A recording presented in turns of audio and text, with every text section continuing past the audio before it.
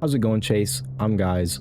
Welcome to Disturbing Posts from 4chan. If you enjoy and want to see more content like this in the future, be sure to let me know. As always, thank you so much for watching, and let's get right into it. Starting things off with the Bigfoot hoax accident. In July of 2013, a user would make this post to /B, 4chan's random board. Hey B, don't ask me how I know because I cannot tell you, but I have it on good authority that Bigfoot will be undeniably proven to exist by the end of August. It's all over, he's real.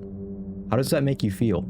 Anyone currently a believer? You would be ridiculed by other users in the thread, receiving replies like, "Shut the fuck up, you fucking moron," and "Hey OP, I screen capped this. I will be the one who calls you out on your shit. Fuck you." Unfortunately, he would never be able to be called out because this news report came out of Montana at the end of August that same year. Man apparently attempting Bigfoot hoax killed on Montana highway. A man wearing a bushy military-style camouflage suit in an apparent attempt to impersonate the mythical creature Bigfoot has died after being struck on a Montana highway by two cars, police said on Tuesday. Randy Lee Tenley, 44, was dressed in a ghillie suit and standing in the middle of southbound lanes on US Highway 93 near Kalispell on Sunday when he was struck twice in quick succession, Montana Highway Patrol spokesman Sergeant Steve Lavin said. Tenley was first hit by a car driven by a 15-year-old girl. A second car driven by a 17-year-old girl struck him moments later when he was already down on the roadway. Police said they do not know which impact killed him. I know this one isn't disturbing in the typical way, we're gonna get there, I promise, but it was just too absurd not to include, and I had actually never heard this one before, so I had to share it. The premise doesn't even make sense, like his source somehow knew that Bigfoot would be crossing a highway in Montana and that people would see it. Like, if you're gonna do a hoax like this, you couldn't have found a better place to do it than the middle of the highway, wearing camouflage, mind you, wearing a ghillie suit. I don't want anyone to think that I'm laughing at this guy getting hit by cars. Obviously, I'm not. Rest in peace, he didn't deserve that. But come on, I mean, this whole situation is just absurd. He couldn't have thought of a single way that this could go wrong. Again, rest in peace, but like, dude, come on. Like, this was the worst idea ever. The Carol thread. This one is one of my favorites. This was originally posted to 4chan's paranormal board X on Halloween Eve 2008. Hey X, I'm posting here today because I need your opinion and advice on something. Recently, I created a life-size dummy out of plastic wrap and packaging tape. I used myself to mold it by wrapping my body in layers of plastic wrap, then in layers of tape, and then cutting it off and taping it back together again. Once I made the structure, I put clothing on her and gave her a really fucked up makeup job. She's supposed to look disturbing for this particular art project, and then put a cheap blonde wig on her. I named her Carol, I gave her a backstory and a personality, and for the past week or so have been treating her as if she were real. I brought her to school with me, and a lot of people were really creeped out by her, especially my art teacher. Today, he told me that he didn't want it in the art room anymore. When I asked him why, he said that when he was staying in the room late at night, Carol had been in the corner of the room. This was where she had been all week. He went into his office for a moment, and when he came out, she had apparently moved from that corner and positioned herself right next to the door to his office. This freaked him out a lot, and he didn't want her to be there anymore. So I did him a favor and brought her home with me. She's standing next to me right now. My mom wants me to get rid of her. She says that she gets a strange, creepy feeling from her. I do too. It seems like everyone does, and I kind of want to get rid of her. The thing is, I need her at least until Tuesday so I can complete this art project that involves taking photographs with her. I also worked pretty hard on her, which would make her even harder to get rid of. What should I do? Picture only semi-related, I don't have a photograph of Carol right now. Of course, people were adamant that they wanted to see this art project, and OP delivered. Okay, I've decided to destroy her today. I'm having my friend help me with it, and I'll be taking a few pictures with her. I'll post them when I get back. I'm leaving now to go on my photography adventure and then to destroy her. I just want to get rid of her before this thing, whatever it is, if it's even anything at all, gets any worse. See ya. Later that night, OP returns with several pictures of Carol, and she looks exactly how he described. A head and body made out of layers of plastic wrap with crudely painted on features, filthy clothes, and a platinum blonde wig. Everything about the doll just looks incredibly uncanny. I think anyone would be uncomfortable having this thing around them. What makes this thread stand out to me is that it doesn't read like a typical paranormal haunted doll thread. It's more of a psychological manifestation because, like OP said, he doesn't even know if there's anything actually going on with Carol. But he believes that there could be something supernatural or paranormal at play with this doll, and in that way, he gives the doll power in his own mind. The act of imagining a being so vividly that it develops a mind of its own is known as Tulpamancy. The concept originated from Tibetan Buddhism, where it refers to a being or entity created through focused meditation and spiritual practice. In this context, tulpas are a manifestation of one's will that are in a way used to explore the mind's relationship to reality.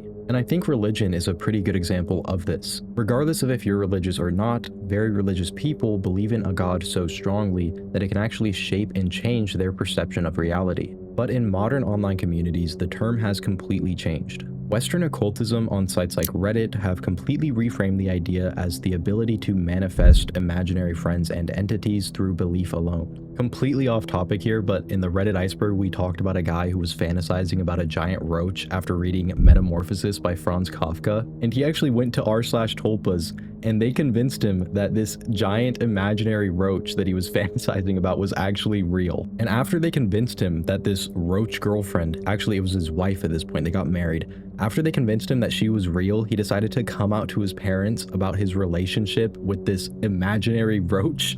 And I'm pretty sure, if I remember correctly, they kicked him out and they stopped paying for his college. So don't go to Reddit for advice. Anyway, in Carol's case, OP started off with the goal of creating an art project, but he got way too personally involved with it for his own good. He gave her a name, a backstory, a personality. All of these things projecting human traits onto an inanimate object. He crossed a mental boundary. He explicitly says he was treating Carol as if she were real, and pretty soon his mind began to respond as if she actually was. Your mind is your perception of reality, and Anon distorted his way too far. The art teacher did say that Carol moved when he went into his office, but that was probably just another student screwing around with him, and it would make sense to do because the doll is very creepy looking. OP does say in the thread, being the time of the year when the division of our plane and the metaphysical plane is the thinnest, the doll started accumulating a bad aura. Regardless of if you think it was just a creepy looking doll for an art project, or if there was something more paranormal at play, it doesn't really matter because Carol was very real to OP. Camping in Cool, California. The Cool, California camping thread was posted to X in March of 2018. It begins with Anon recounting a story that his parents told him about a camping trip that they took in the 1980s that turned into a night of pure terror. I'm a new guy, so I'm not sure if this is what you're looking for, but here it goes. This isn't a meme and genuinely happened to my parents in the mid-1980s. Parents recently married, both in their 20s, decide to go camping in Cool, California.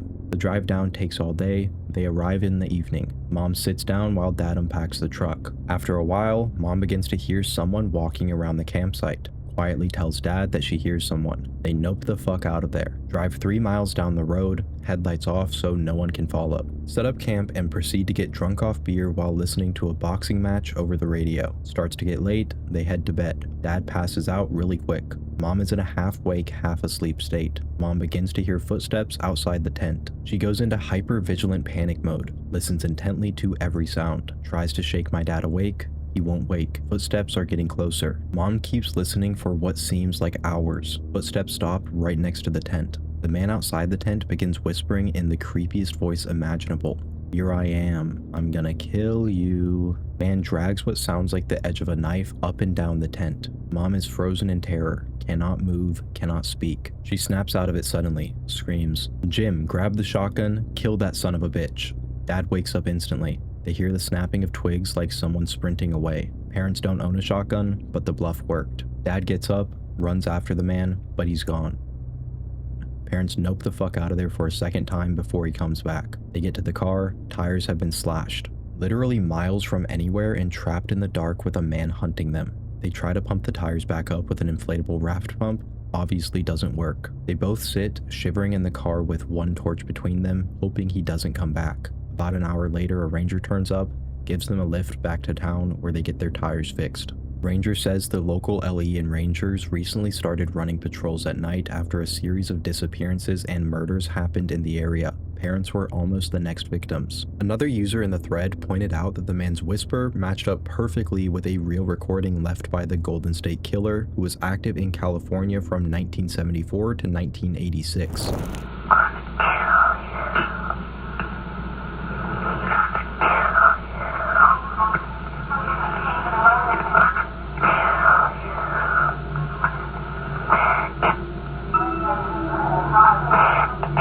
The location, time period, and taunting whispers all line up, suggesting that Anon's parents had crossed paths with one of the most prolific serial predators in American history. The strangest part of all this is that the post was made in March of 2018, and it probably would have been nothing more than a creepy green text story that would inevitably be lost to time.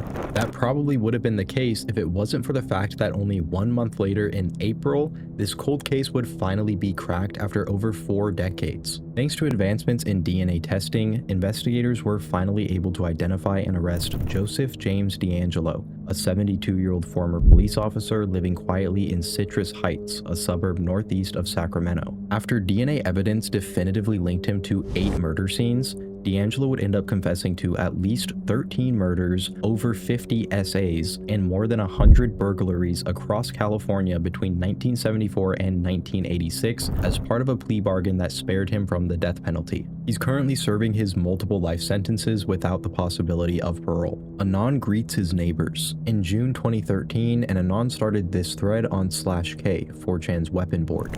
Something is happening. I live out in the middle of nowhere. I moved here 2 months ago and my parents are coming to visit me. When I searched my house on Google to give them directions, I noticed a small box behind my house which seems to be a trailer of some sort. I own a lot of land out here, it's my property, and I own about 3 square miles. Now, I went out a few minutes ago and the trailer is a 3 to 4 minute walk into the woods. There's a light on in the trailer, but there is no road or anything that connects it. It's pretty deep in the woods. The road I live on goes far out, and I'm the last house on this street. I'm thinking about going to investigate it. Should I? Here's a layout of my property. The trailer seems to be in decent condition. Not the best condition, so let's say fair condition. I'm kinda scared somebody is living in it. It's known that homeless people take shelter in old barns around here. I have a shotgun, a rifle, and a few handguns. The woods are deep and heavy. Tons of weed and shit, it's hard to get through. It's possible they are using some power source rather than county power such as a generator or something. I'm not very rich. This property costed $25,000 with the land. It's in the middle of nowhere. The closest McDonald's is an hour away. The closest Walmart is a good 20 to 30 minutes. The biggest town near me has a population of 15,000 people, and that's 30 minutes away. I have 3 square miles and never been anywhere except the barn on my property. There's a river somewhere on it, but I've never been to it. I know a friend of mine had a whole city of homeless people living in the woods on his property a mile from civilization in tents. I wouldn't doubt if there's a homeless camp somewhere on my property too. Anyways, I'm gonna go check. It takes 3 to 4 minutes to get there, so I'll be back in like 15. Yeah, I'm gonna take photos. Alright guys, sorry to break the bad news.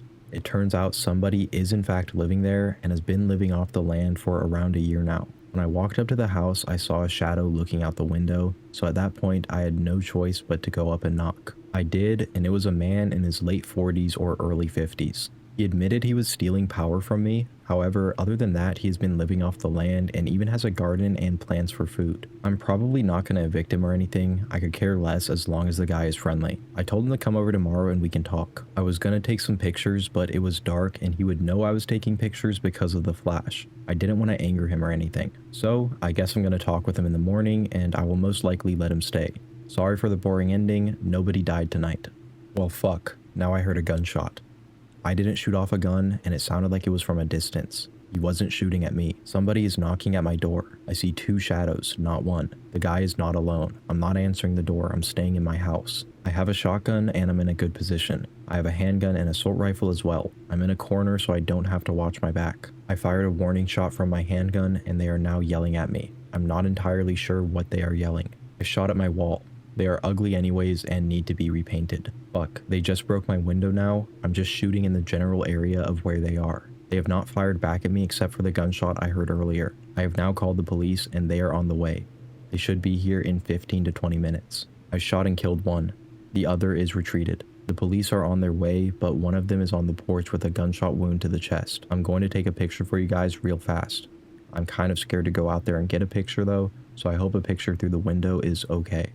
They brought 2 police cars, 1 fire truck, and an ambulance. I told them I was being shot at, so I guess they went all out. I'm not really on my phone, I'm on my tablet. Would you like a picture of that as well? I said I was on my phone earlier because it's easier than saying I'm on my tablet. My tablet doesn't have a camera, my phone does. Guys, I'm being detained and I have been asked to get out of my car. Sorry, I'm being arrested it seems. Might just be a temporary thing, but the cop isn't taking no for an answer. Watch the news in the morning for this. Guys, my house is on fucking fire. The other guy lit it on fire. I'm now in my car going down the road. Also, to be clear, I'm not driving and using 4chan. I'm stopped. The guy doesn't have a car, so I drove away and parked up the road a little bit. I'm gonna get a picture of the smoke coming from my house. Picture of the fire. I'm sorry a timestamp is kinda dark. I have a shitty phone. The police are on the scene along with a few fire trucks. They got here pretty fast. Much faster than they said. I actually parked a little away from the house. To be fair, I'm not really worried about the guy. I have a gun and I will just shoot him. I think he is on the run now. I don't think he's gonna wait for the police. I did a lot of research trying to find out more about this story, but OP really doesn't give us a lot to go off of. I did a ton of searching for off-the-grid house fires from 2013, but without coordinates or at least a state or general location to go off of, it's like trying to find a normal person on 4chan. This did take place in an extremely remote area, and the thread is 12 years old at this point, so it's not impossible that there's just no information about it to be found online anymore. Reverse image searching the pictures that OP took came back with no results, and if this really did take place in the middle of nowhere, it's not hard to believe that it got very little media coverage. But the thread does have some other glaring issues other than just the lack of reporting. These armed men are trying to break into Anon's house, and the whole time he's giving live updates on 4chan. Even if you can overlook that part, the police are detaining this guy after he shot somebody, but they're letting him update his 4chan thread before they cuff him. The story just doesn't add up. I think that maybe the fire actually did happen and he took pictures of it,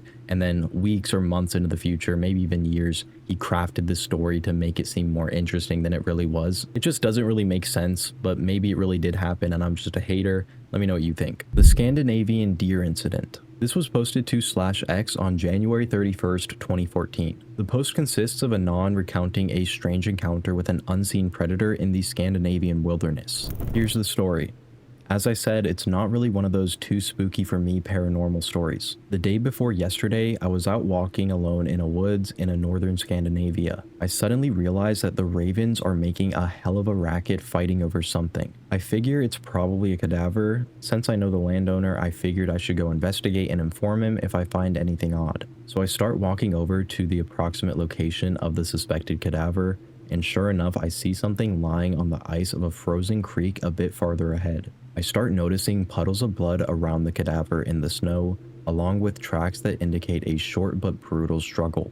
I take a look at the cadaver and see it's a small roe deer. The odd thing is that it's in immaculate shape with the exception of the neck, which has been eaten. Nothing else on the cadaver shows any signs of injury, which is very odd because whatever killed this deer, it wasn't wolves or an eagle.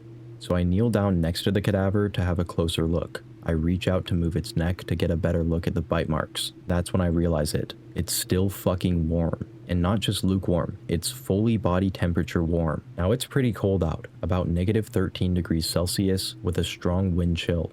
So it would have only taken a short while for the cadaver to start freezing.